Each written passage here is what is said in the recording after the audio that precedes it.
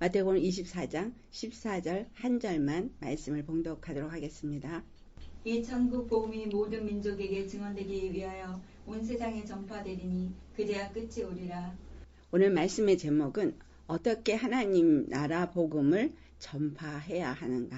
하나님 나라의 복음에 대해서 우리 계속 말씀을 나누고 있습니다. 그런데 오늘은 어떻게 이 복음을 전해야 하는가라는 초점을 맞춰서 말씀을 나누도록 하겠습니다. 오늘 말씀에 보면은 어떻게 돼 있어요? 이 천국 복음이 모든 민족에게 증언되기 위하여 온 세상에 전파되리니, 온 세상에 전파되리니. 여러분, 온 세상, 이 말씀은 이 세상 전부를 의미하고 있죠.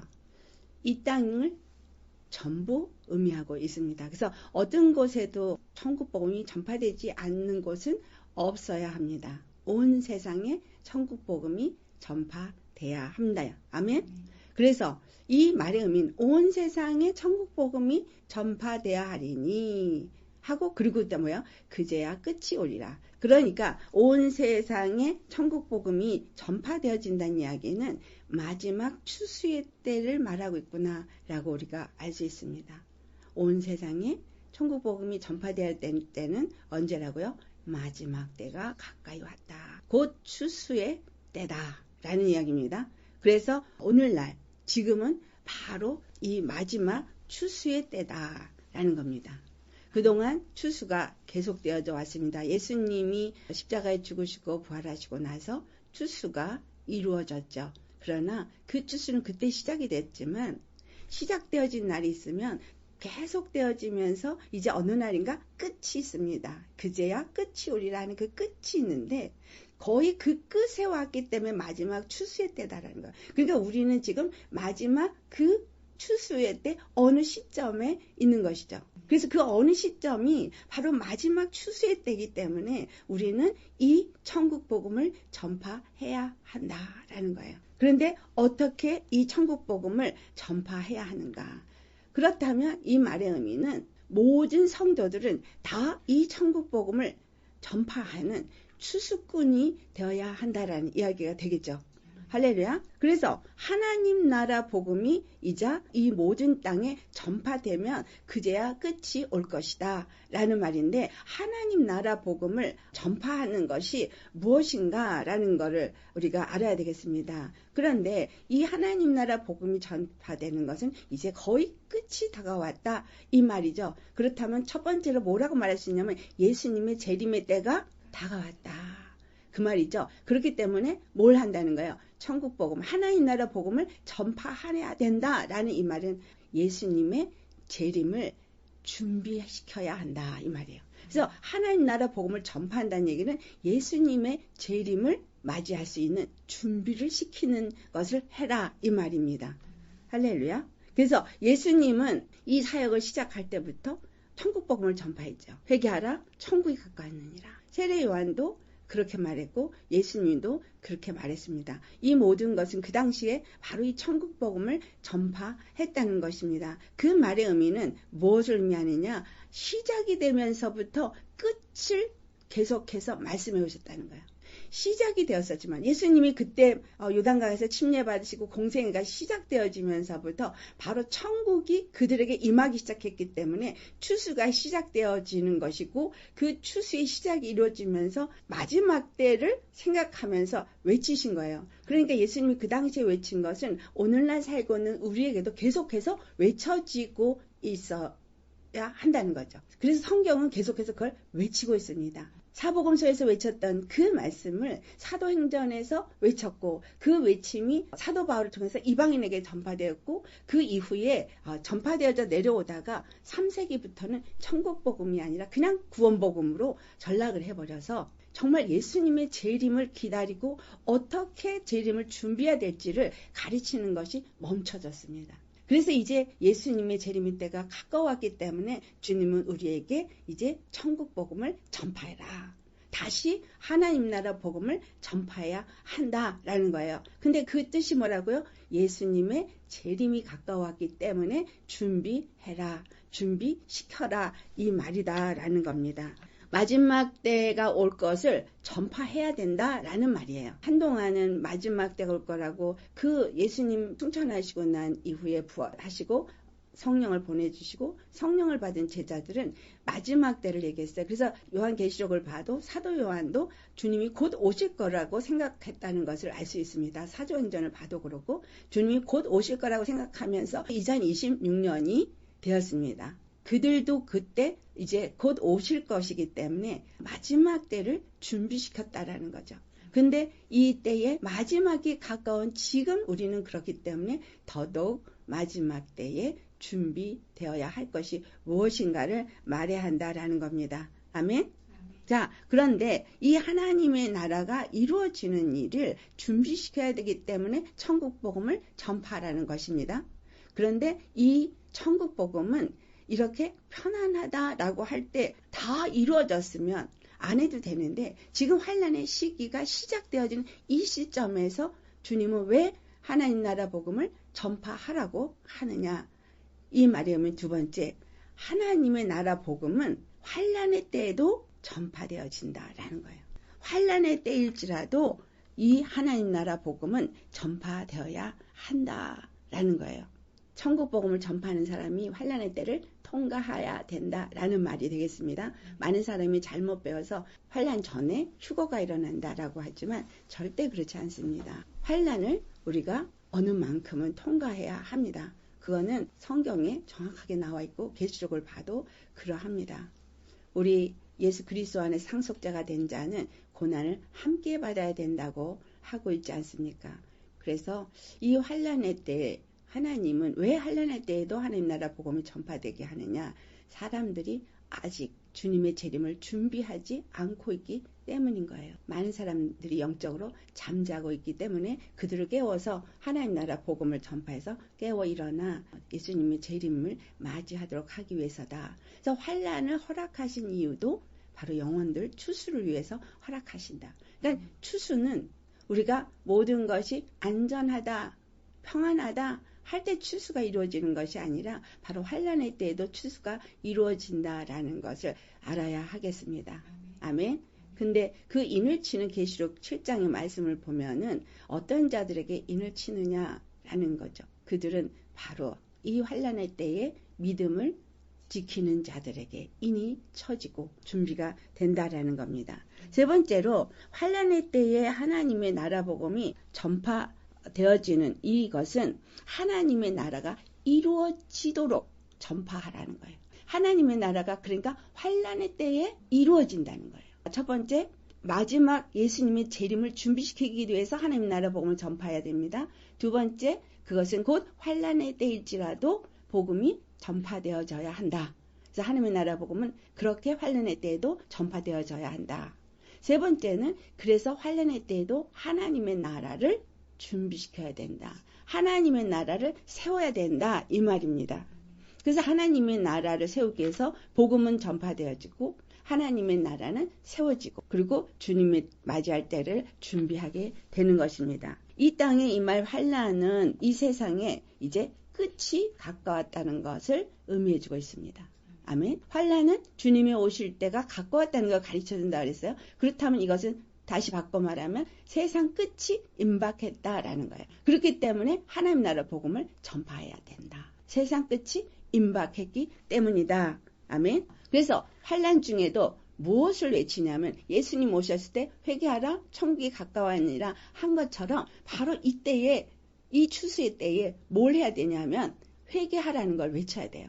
회개하라는 것은 예수님만 세례 요한 때만 외친 게 아니고 지금 이 시대가 회개하라고 외쳐야 될 때입니다. 왜냐하면 바로 예수님이 재림하시기 전에 세상 끝이 오기 전에 마지막 기회를 주기 위해서요. 마지막 그들이 은혜 가운데서 구원을 얻는 마지막 기회를 주기 위해서 회개하라고 외쳐야 돼요. 이 회개라고 외치는 건 예수님만 외친 게 아니라 그 다음에 사도 행전에도 2장에 사도 베드로가 회개하라 라고 외쳤어요. 그래서 너희가 회개하고 죄사함을 받으면 성령을 선물로 받으리라. 곧 회개하고 죄사함을 받으면 성령을 선물로 받는 건 하나님의 나라로 세워지는 것을 의미하고 있는데 지금 3세기로부터 지금까지 하나님의 나라가 온전히 세워지지 않고 오히려 반대로 무너져서 교회가 무너지고 짓밟히는 양상을 보이고 있음을 우리가 볼 수 있습니다. 그래서 회개하라고 외쳐야 돼요. 회개하라라는 의미가 뭐예요? 돌이켜라 라는 거죠. 왜냐하면 안일한 신앙생활을 하고 뭔가 부요하다고 나는 부자라고 생각했거나 아니면 좋은 교회, 큰 교회에 와서 신앙생활을 하면서 뭔가가 배부르고 이렇게 신앙생활을 하면 구원받을 수 있다고 생각하는 많은 착각 속에 놓여 있고 또는 하나님이 가르치는 복음이 아닌 것에 속아 있고 하는 많은 부분들이 있다는 거예요. 그래서 세상에서 많은 다수의 사람들이 이것이 옳다라고 하는 그것이 참 진리인가 아닌가를 확인해 보셔야 합니다.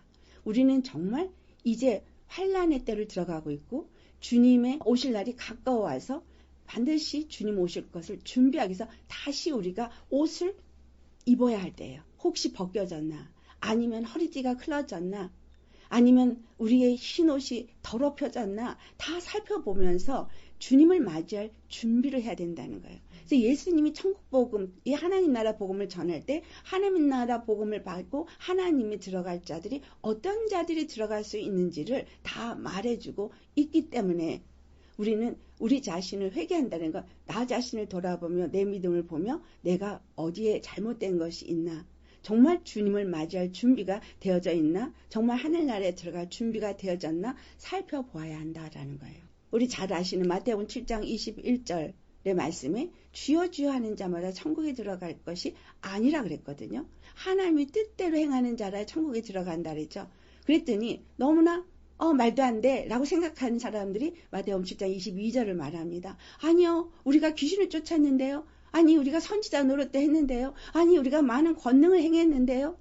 우리가 지금 생각하고 있는 신앙생활에 선지자 노릇한다? 그러면 하나님의 말씀을 받아서 말씀을 전했다라는 얘기는 어떤 예언의 말씀도 받았다 그러고 전했다는 사람이라는 얘기죠. 그가 귀신도 쫓아내는 능력도 행했다는 것이고 많은 권능을 행해서 이적과 표적도 행했다는 거잖아요. 그럼 은사자로서 사람들이 하나님의 사람을 인정할 만한 그런 일을 했다는 것이고 또 선지자 노릇도 했는데 하나님이 말씀하시고 나는 너를 모르노라 하면 그 선지자는 거짓 선지자였다라는 거예요.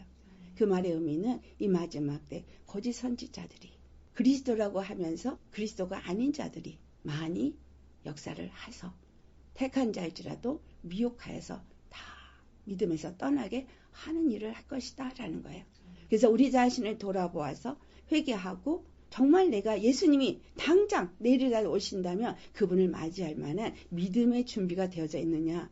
내가 그냥 생각하는 대로 나는 예수님 맞을 준비가 됐어. 그게 아니라 정말 성경에 말씀하고 있는 그런 하나님 나라 복음에 합당한 믿음을 갖고 있는 자냐라는 것을 돌아보아야 합니다. 그래서 그렇지 않을 때는 철저하게 나 자신을 돌아보고 회개하여서 제사함을 받고 하나님의 나라에 들어갈 준비를 하셔야 하겠습니다. 아멘. 그래서 회개를 전파하는 것은 믿지 않는 자들에게 은혜를 입도록 할 수 있는 그것이기도 하지만 두 가지가 이루어지고 있어요. 이 마지막 때 회개를 외치는 건 믿지 않는 자들이 예수님을 영접하고 믿게 하는 것도 있지만 잃어버린 영혼들을 다시 되찾는 것도 됩니다. 잃어버린 영혼이라는 것은 믿는다고 했다가 실족한 자들, 그리고 믿고 있다고 생각했지만 믿음에서 떠나 있는 모습인 사람들, 세마포가 더럽혀진 사람들, 이런 사람들을 다시 회복시키는 것이 되어져 있습니다. 아멘. 그래서 마지막 기회입니다. 아멘. 이 하나님 나라 복음을 전파하는 이 시대는 마지막 기회가 주어지는 은혜의 때다라는 거예요. 그래서 이 때가 딱 지나버리면 더 이상은 여러분 회개하라는 일이 없어요. 더 이상은 하나님의 나라 복음을 전파하는 사람도 없을 것입니다. 그래서 이 환란이 어떤 의미에서는 천국 복음을 받아들일 수 있도록 환경을 주님께서 만들어 주시는 것이기도 합니다. 할렐루야. 그런데 사람들은 계시록 9장 우리 20절에서 21절 한번 보세요. 오히려 정말 이렇게 환란이 올 때에 예수님을 오히려 믿을 거라고 생각하시지만 그렇지 않더라는 거예요. 환란이 있고 어려움이 있을 때 주님을 찾아야 되는데 오히려 반대라는 거예요. 자, 계시록 9장 20절과 21절 같이 봉독하겠습니다. 이 재앙에 죽지 않고 남은 사람들은 손으로 행한 일을 회개하지 아니하고 오히려 여러 귀신과 또는 보거나 듣거나 다니거나 하지 못하는 금, 은, 동과 목석의 우상에게 절하고 그 살인과 복술과 음행과 도둑질을 회개하지 아니하더라. 네, 그래서 그제야 끝이 오리라. 천국 복음이 전해져서 회개할 만한 사람들은 회개하고 예수님을 영접하고 돌아와서 정말 주님 앞에 나아왔지만 그러한 환난 속에서도 회개하지 않고 여전히 우상을 섬기는 사람들은 있더라는 거예요. 그러니까 여러분 다 구원을 받는다는 것이 아니죠. 다 구원을 받지 못해요. 어떤 사람은 하나님 나라에 들어간다 했어요? 하나님의 뜻대로 행하는 자. 즉 하나님의 뜻이 무엇인가? 하나님의 뜻이 뭐예요? 요한복음 6장 40절 말씀이에요. 아들 예수 그리스도를 믿는 거. 하나님의 뜻대로 하는 건 아들 예수 그리스도를 믿고 영생을 얻는 거. 이게 하나님 뜻이에요. 그러니까 하나님 뜻대로 예수님을 믿고 영생에 이르기를 소망한 자들, 이들은 하나님 나라에 들어가요. 오히려 선지자 노릇하고 귀신 쫓고 많은 권능을 행했으나 천국에 못 들어가. 나는 너를 모르노라. 그렇다면 그들은 어떤 행위적인 사역은 했을지 모르지만 그 마음에 예수 그리스도를 믿지 않았다는 거죠. 지금 여러분 많은 주의 종들이 있지만 예수님을 버린 사람들, 예수님 외에도 다른 구원이 있다고 말하는 사람들은 예수님을 믿는 사람들이 아닌 거예요. 예수님을 제대로 믿는다면 하나님은 오직 예수님 한 분만을 우리에게 구원주로 주셨고 예수님 한 분을 통해서만 모든 일이 이루어지게 하셨어요. 그런데 예수 외에 다른 이름에 구원이 있다고 말한다면 그러면 예수님을 아는지는 모르지만 예수님이 십자가에서 우리 죄를 위해서 살았다는 걸 알고 지식적으로 인정은 하는지 모르지만 정작 예수님을 믿지는 않는다는 거예요. 그래서 믿는다는 건 무엇을 믿는 거예요? 오직 예수 그리스도만이 유일하신 참 하나님이 보내신 단 한 분 그리스도라는 것을 믿는 것이에요. 단 한 분 그분만이 우리의 그리스도라는 걸 믿는 자가 예수님을 믿는 것입니다. 그래서 그제야 끝이 오리라 라고 말하는 이것은 천국 복음, 하나님 나라 복음을 전하는 것에 또 두 번째로 전해야 되는 거예요. 그제야 끝이 온다. 끝이 온다는 걸 꼭 전해야 돼요. 왜? 끝이 온다는 것은 무엇을 의미하나요? 이 세상에 끝이 온다는 얘기는 이 세상이 끝나는 것에서 끝나는 게 아니에요. 우리가 히브리서 9장 27절에 사람에게 한 번 죽는 것은 정한이 지나 그 이후에는 심판이 있다 그랬잖아요. 그 말처럼 영원한 그 이후의 세상이 이루어진다라는 거예요. 그제야 끝이 온다는 것은 이제 천국 복음이 다 전파되어지면 온 세상에 전파되어지면 모든 민족에게 전파되어지면 그리고 그것을 받아들인 자들이 추수가 되어지고 나면 그제야 끝이 오리라. 근데 그 끝은 뭐냐면 이제는 영원한 나라가 시작된다라는 것입니다. 그래서 그제야 끝이 온다라는 말을 전할 때 우리는 뭘 전해야 되는 거예요? 그 이후에 이제 영원한 하나님 나라가 시작된다라는 걸 전해야 되는 거예요. 그래서 하나님 나라 복음에서 그제야 끝이 온다는 건 영원한 하나님의 나라가 이제 이루어질 것이다. 그 모든 사람들이 이제 추수가 되어졌기 때문에 영원한 하나님의 나라가 이제 세워지게 될 것이다. 영원한 하나님의 나라가 세워지게 된다는, 시작한다는 의미예요. 그러니까 영원한 나라가 시작되기 전에 반드시 마지막 외쳐야 되는 것이 있어요. 그 세 가지, 중요한 세 가지를 천사들이 외칩니다. 계시록 14장을 찾아보시겠습니다. 천사들이 나와서 이제 영원한 복음을 전파하고 있습니다. 즉 마지막에 기회가 주어질 때 그들에게 무엇을 전해야 되는지를 이 천사들이 말하고 있어요. 계시록 14장 6절을 봉독하시겠습니다. 또 보니 다른 천사가 공중에 날아가는데 땅에 거주하는 자들 곧 모든 민족과 종족과 방언과 백성에게 전할 영원한 복음을 가졌더라. 네, 그들에게 전할 영원한 복음. 이것이 하나님의 나라 복음인데 그것이 영원한 복음이라는 거예요. 하나님의 나라가 이루어져야 되기 때문에 이것은 그들에게 영원한 복음이다 라는 거죠. 첫 번째 천사가 무엇을 말하냐 하면 이 모든 민족들을 불러 모아서 그들에게 외친 것이 만물의 창조주이신 하나님만을 두려워하고 그에게 영광을 돌리고 그리고 그에게만 경배하라고 말합니다. 자, 계시록 14장 7절 말씀 봉독합니다. 그가 큰 음성으로 이르되 하나님을 두려워하며 그에게 영광을 돌리라. 이는 그의 심판의 시간이 이르렀음이니 하늘과 땅과 바다와 물들의 근원을 만드신 이를 경배하라 하더라. 네, 이 첫 번째 천사가 이제 모든 민족과 방언과 모든 나라 사람들을 다 듣게끔 외치고 다니는 거예요. 이제 마지막 외침이에요. 뭘 외쳐요? 하나님을 두려워하라. 그에게 영광을 돌려라. 그에게만 경배하라. 이 말의 의미는 많은 세상 사람들이 우상을 섬기고 있고 하나님을 저버렸기 때문에 돌이키게 하기 위해서 천사가 이거를 외친다는 거예요. 천사가 외칠 때 천사가 사람을 통해서 외치게 하죠. 그래서 많은 사람들이 일어나겠죠. 환란의 때에 그리스도의 증인들이 일어나서 외칠 겁니다. 하나님을 두려워하라. 하나님을 경외하라. 여기서 두려워하라고 표현된 건 경외하라. 하나님을 경외하라. 하나님께 영광을 돌려라. 그분께만 경배해라.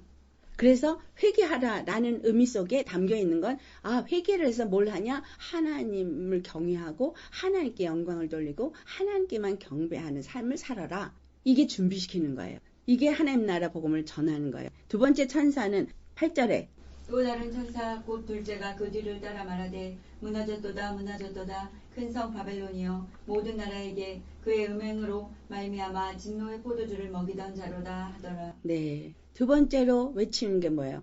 이 세상에 왕노릇하고 권세를 잡고 모든 나라가 이제 여러분 우리가 살고 있는 이 나라는 점점 한 통치권 안에 움직입니다. WHO에서 앞으로 팬데믹이 일어나면 한 컨트롤 통치를 하게 될 거라고 했고 그것에 찬성하는 나라들은 가서 사인을 했어요. 한국은 거기다 사인했습니다. 그래서 WHO에서 결정을 내리면 그들이 내린 결정대로 따라해야 돼요. 온 세계가. 미국은 사인 안 했어요. 그렇게 사인 안 한 나라는 통치권 받게 되겠지만 거의가 점점 어떤 정치, 경제, 문화가 점점 하나로 움직이고 있는 것을 우리는 볼 수 있습니다. 여러분 한국의 BTS가 온 세계를 다니면서 난리를 하고 있죠. 광화문에서 BTS 한다고 외국인들 얼마나 많이 들어왔어요. 이 한국 문화가 세계를 움직이고 있다고 봐요. 그런데 이것이 그냥 일어났다고 생각하시나요? 아니에요. 거대한 손길이 그 일을 하고 있는 겁니다. 모든 사람들의 마음을 하나로 붙잡는 것. 그래서 이제 화폐도 하나로 움직이는 세상이 올 것이고 모든 것이 하나로 움직이는 세상이 와요. 이것이 음료입니다.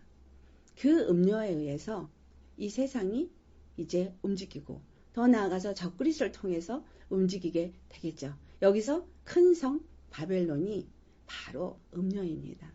이 음료가 세상을 다스리는 바벨론으로 표현된 것은 바로 그 바벨론의 시대 때에 느부갓네살이 온 세상의 통치권자가 되었던 것이 의미하고 있고 또 다른 하나로는 니므롯이 바벨에서 탑을 쌓고 모든 나라의 정치와 그 모든 종교, 경제를 하나로 통일시켰던 때 그것을 그리워하면서 지금도 온 세계가 한 통치권에서 한 정치, 한 경제, 한 종교를 꿈꾸고 있어요. 그렇기 때문에 여러분 WCC나 WEA가 원하는 건 뭐예요? 종교 통합입니다.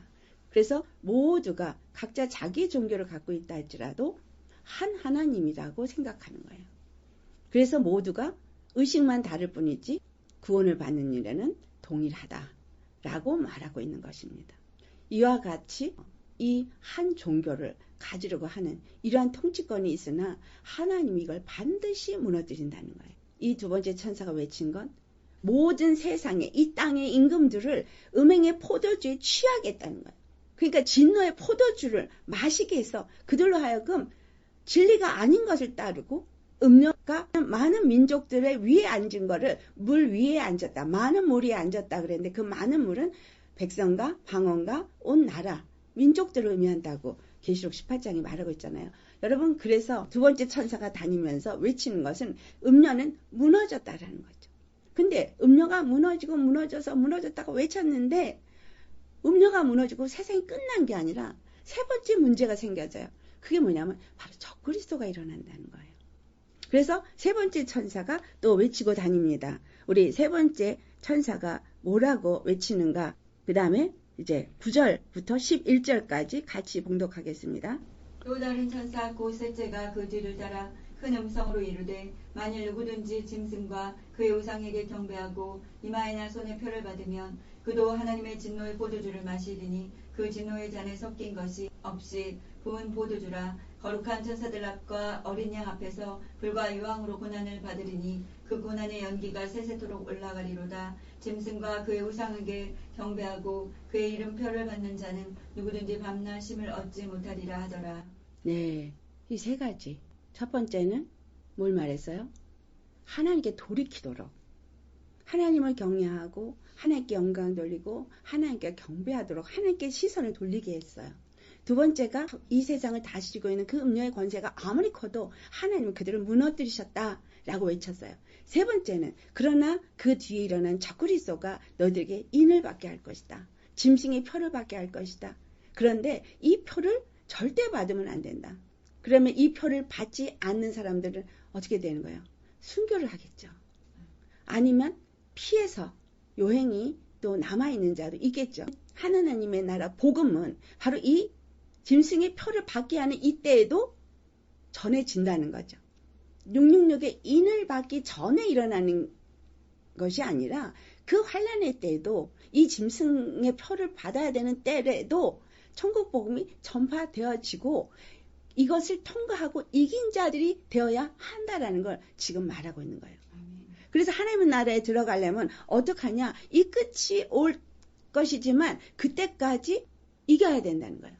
믿음으로 이겨야 된다는 거예요. 이 천사들이 날아다니면서 한 이 세 가지는 마지막 경고예요. 마지막 경고. 그래서 이 마지막 경고를 듣고 너희들 준비하라라는 것입니다. 그래서 우리가 정말 하나님 나라 복음을 지금 전파하고 있는가? 정말 이 시대에 예수 믿는 사람들에게 정말 앞으로 일어날 환란을 준비시키고 있나? 아니면 예수님이 재림의 때를 준비시키고 있나? 하나님의 나라가 세워지도록 준비시키고 있나? 우리 그거를 질문을 해봐야 되겠죠. 그러면 이 천사가 외친 세 가지 얼마만큼 교회에서 외치고 준비시키고 있느냐라는 겁니다. 아멘. 우리는 영원한 나라에 들어갈 준비를 해야 합니다. 그래서 하나님의 나라의 복음을 전파한다는 것은 영원한 나라에 들어갈 것을 준비하라고 전파하는 거예요.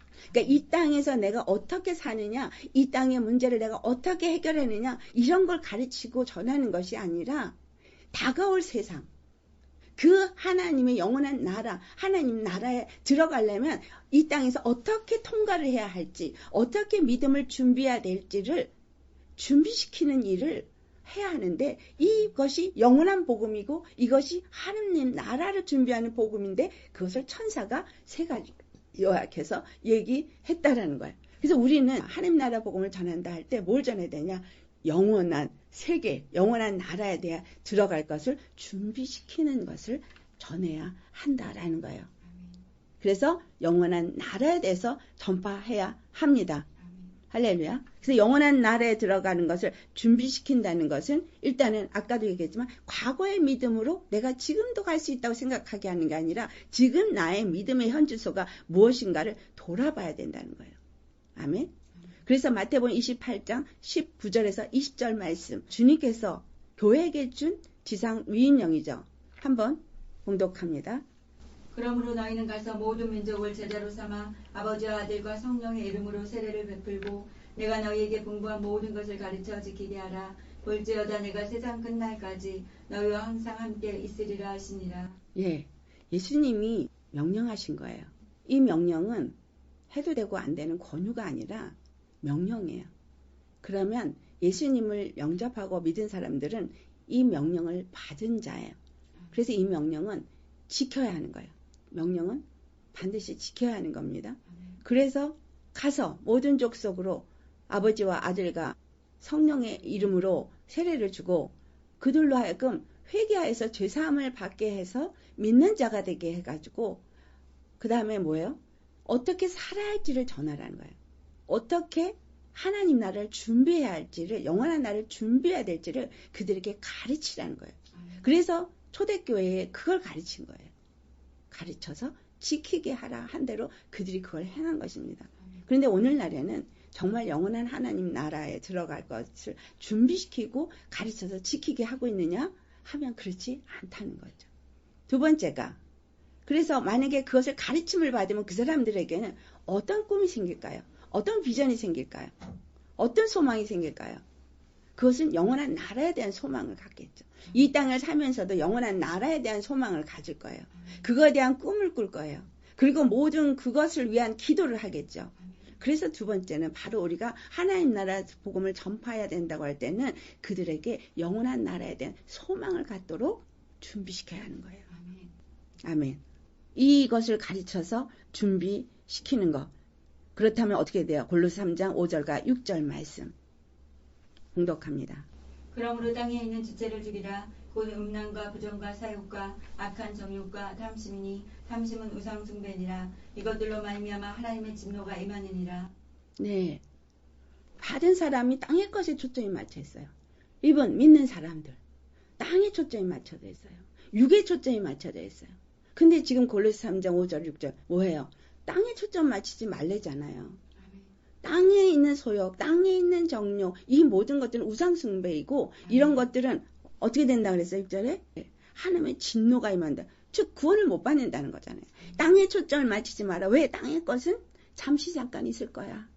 하나님은 하나님의 나라의 복음이 전파되어져서 많은 사람들이 이제 예수님께로 돌아오고 나면 이 세상은 끝이 있고 불태워질 것이고 영원한 나라의 시작이 이루어질 거야. 그 하나님의 나라가 시작되어지는 그것을 위해서 거기에 소망을 두고 거기에 비전을 두고 그리고 그것을 위해서 준비하고 살아라. 이걸 가르쳐야 되는 건가요.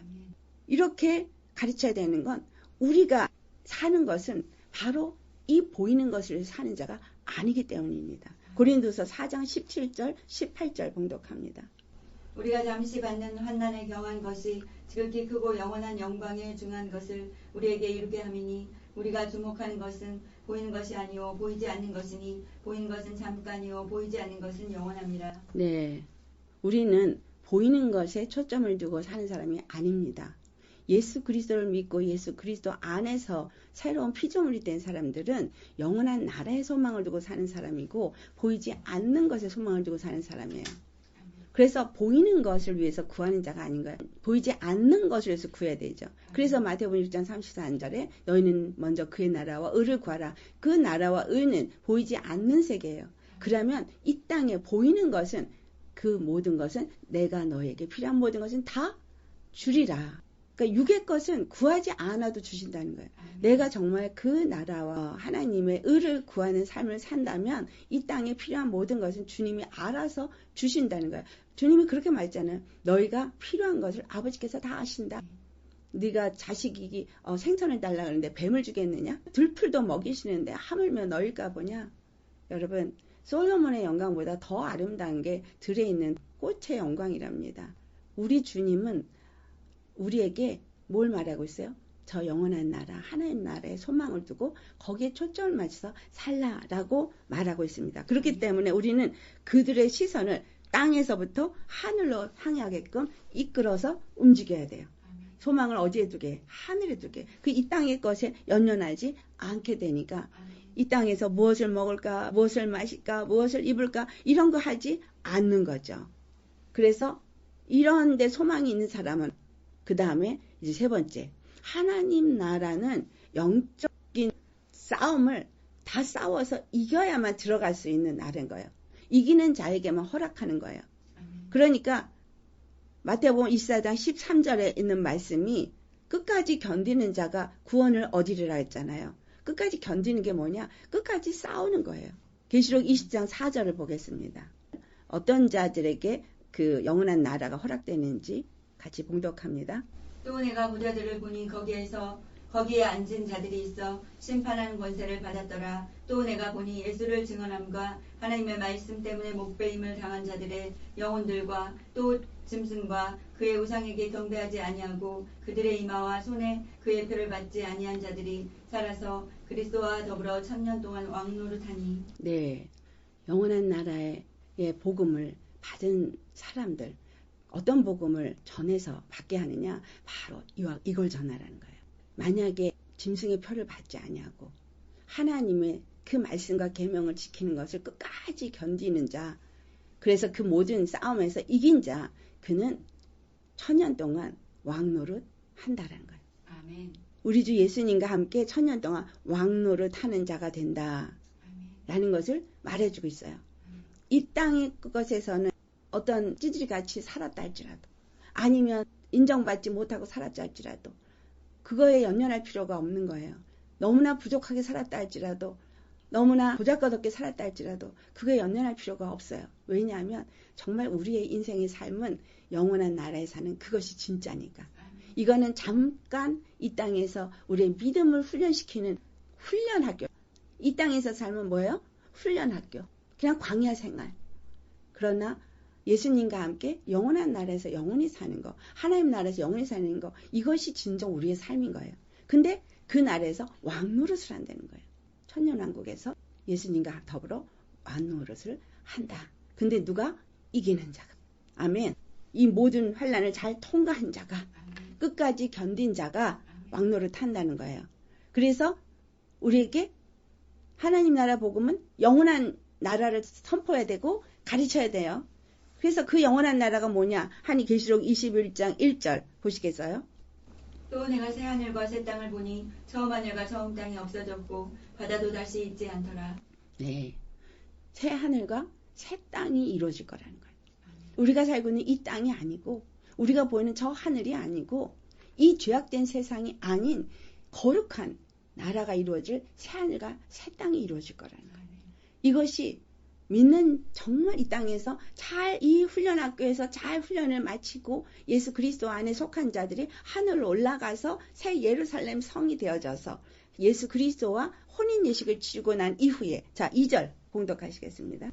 또 내가 봄에 거룩한 성 새 예루살렘이 하나님께로부터 하늘에서 내려오니 그 준비한 것이 신부가 남편을 위하여 단장한 것 같더라. 여러분이 이 땅에 살면서 힘들고 어렵고 싸우면서 때로는 힘들어서 지치고 정말 포기하고 싶은 생각이 12번도 더 나고 그래다 하지라도 힘내세요. 우리는 저 하나님 나라에서 왕노릇하는 그 영광이 기다리고 있습니다. 그렇기 때문에 이거를 담대하게 나가는 거예요. 이기면서 나아가는 거예요. 정말 우리의 싸움의 훗날이 아무것도 되는 개런티 되는 게 없다면 얼마나 비참한 거예요. 사실 더 좋은 나라에서 더 영광스러운 것, 더 아름다운 것을 누릴 수 있기 때문에 이 땅의 것은 그냥 그림자거든요. 여러분 이 땅에서 정말 아름다워 느끼는 것, 정말 아름답다, 정말 영화롭다 느끼는 모든 것은 하늘의 것과 비교할 수 없는 그냥 조금의 그림자를 여기다가 이렇게 보게 한 거예요. 왜? 무엇이 좋은지, 무엇이 나쁜지, 어떤 것이 빛 가운데 있는 건지, 어떤 것이 어두운 가운데 있는 건지 조금 볼 수 있게 해놓은 거예요. 선택하라. 그래서 우리가 저 영원한 나라에서 영원히 얻을 그 영광은 이 땅의 것 좋게 비교할 수 없도다라고 말한 거예요. 그 하늘나라에서 이제 새 하늘과 새 땅에서 새 예루살렘 성이 거기가 이루어지고 난 이후에 2절을 보니까 어떻게 해요? 새 예루살렘 성이 하늘로부터 땅에 내려오더라. 할렐루야. 아멘. 땅에 내려와요. 새 하늘과 새 땅이 이루어지고 이 새 땅에 새 예루살렘 성이 내려와요. 그러니까 하나님 나라가 어디에 이루어지는 거예요? 새 땅에 내려와서 새 땅에 이루어지는 거예요. 그 새 땅은 영원한 땅인 거예요.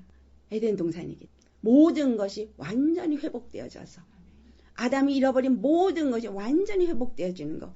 이것은 바로 아담이 육체로 어쩔 수 없는 그 존재가 아니라 이제는 영원히 아프지도 않고 슬피지도 않고 괴롭지도 않은 영원한 영광의 몸으로 바뀌어져서 세워지는 나라인 거예요. 그래서 이 땅에 우리의 육체의 한계가 있는 이 시간은 그냥 영적 훈련을 받는 시간이고 우리가 살아야 될 참 우리의 삶은 영원히 끝없는 세상인 거예요. 그래서 이 영원한 나라에 어떻게 무엇이 영원한 것인가를 우리에게 말해주고 있습니다. 고린도전서 15장 22절로부터 24절 같이 봉독하겠습니다. 아담 안에서 모든 사람이 죽은 것 같이 그리스도 안에서 모든 사람의 삶을 얻으리라. 그러나 각각 자기 차례대로 되리니 먼저는 첫 열매인 그리스도요 다음에는 그가 강림하실 때에 그리스도에게 속한 자요 그 후에는 마지막이니 그가 모든 통치와 모든 권세와 능력을 멸하시고 나라를 아버지 하나님께 바칠 때라. 아멘. 부활 후에 영원한 나라에 들어가게 되는 것들이 어떻게 순서가 이루어지는지를 말하고 있죠. 데살로니가 전서 4장 우리 16절 17절 한번 더 읽겠습니다. 주께서 우령과 천사장의 소리와 하나님의 나팔 소리로 친히 하늘로부터 강림하시리니 그리스도 안에서 죽은 자들이 먼저 일어나고 그 후에 우리 살아남은 자들도 그들과 함께 구름 속으로 끌어올려 공중에서 주를 영접하게 하시리니 그리하여 우리가 항상 주와 함께 있으리라. 아멘. 우리가 이제 내려오게 됩니다. 그리고 하나님의 나라가 세워지죠. 그런데 고린도전서 이 15장에 계속해서 무엇을 말하고 있는가 우리가 한번 살펴보길 원합니다. 25절 봉독합니다. 그가 모든 원수를 그 발 아래에 둘 때까지 반드시 왕노릇 하시리니 그 모든 원수를 발 아래 둘 때까지 이 왕노릇 한다는 게 천년왕국 동안에 왕노릇을 하는 거예요. 천년왕국? 그때 예수 그리스도 안에 속한 자들, 이긴 자들도 같이 왕노릇 한다 그랬죠. 근데 이 천년왕국 동안에 왕노릇을 하는 동안에 완전히 끝난 게 아니라는 거예요. 그러면 뭐가 남아있느냐? 계시록 20장 2절과 3절 보시겠습니다. 용을 잡으니 곧 옛뱀이요 마귀요 사탄이라 잡아서 1000년 동안 결박하여 무저갱에 던져 넣어 잠그고 그 위에 임봉하여 1000년이 차도록 다시는 만국을 미혹하지 못하게 하였는데 그 후에는 반드시 잠깐 놓이리라. 용이라고도 하고 사탄이라고도 마귀라고 하는 그 옛뱀이라고도 하는 무저갱에다가 그 마귀 사탄을 잠깐 1000년 동안은 가두니까 태평성대가 이 땅에 이루어지겠죠. 그리고 난 이후에 다시 잠깐 놓아지어서 결국 무슨 일이 일어나게 되느냐라는 겁니다. 자, 계시록 20장 이제 6절 말씀 보시겠어요? 이 첫째 부활에 참여하는 자들은 복이 있고 거룩하도다. 둘째 사망이 그들을 다스리는 권세가 없고 도리어 그들이 하나님과 그리스도의 제사장이 되어 1000년 동안 그리스도와 더불어 왕노릇 하리라. 예수님의 첫째 부활에 참여한 자들이 이와 같이 왕노릇 한다. 그러니까 여러분 부활이 몇 개 있다는 얘기예요.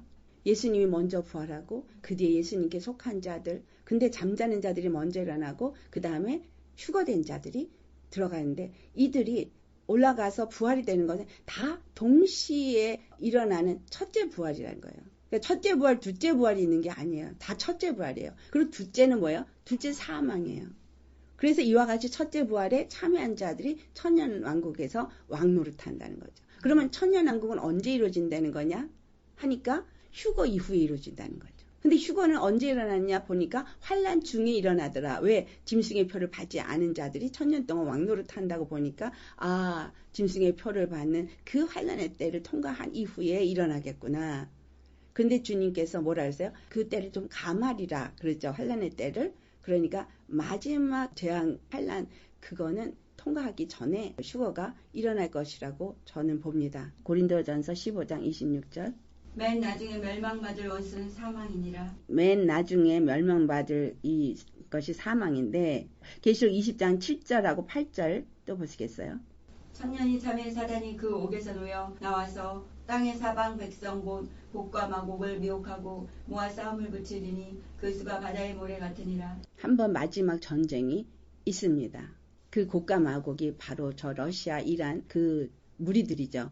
그 무리들이 전쟁을 일으키게 되는 것이 마지막 전쟁이 될 것이고 이 마지막 전쟁이 있고 나면 이제 끝이 오는 거예요. 그래서 영원한 하나님의 나라가 세워지도록 일어나고 있는 일이 또 다시 고린도전서 15장으로 다시 가서 27절과 28절 말씀 보겠습니다. 만물을 그의 발 아래 두셨다 하셨으니 만물을 아래에 둔다 말씀하실 때 만물을 그의 아래에 두시니까 그 중에 들지 아니한 것이 분명하도다. 만물을 그에게 복종하게 하실 때에는 아들 자신도 그때의 만물을 자기에게 복종하게 하신 이에게 복종하게 되리니 이는 하나님이 만유의 주로서 만유한에게 계시려 하심이라. 예, 이제 모든 것들을 다 이기고 승리하고 통치하는 왕으로 만주의 주로 앉으시게 될 것을 나타내고 있죠. 이것이 또 계시록에 나타나고 있어요. 계시록 19장의 15절에서 16절을 같이 보겠습니다. 그의 입에서 예리한 검이 나오니 그것으로 만국을 치겠고 친히 그들을 철장으로 다스리며 또 친히 하나님 곧 전능하신 이의 맹렬한 진노의 포도주술을 밟겠고 그 옷과 그 다리에 이름을 쓴 것이 있으니 만왕의 왕이요 만주의 주라 하였더라. 아멘. 그래서 영원한 하나님의 나라 왕은 예수님인 거예요. 아멘. 계시록 19장 19절과 21절까지.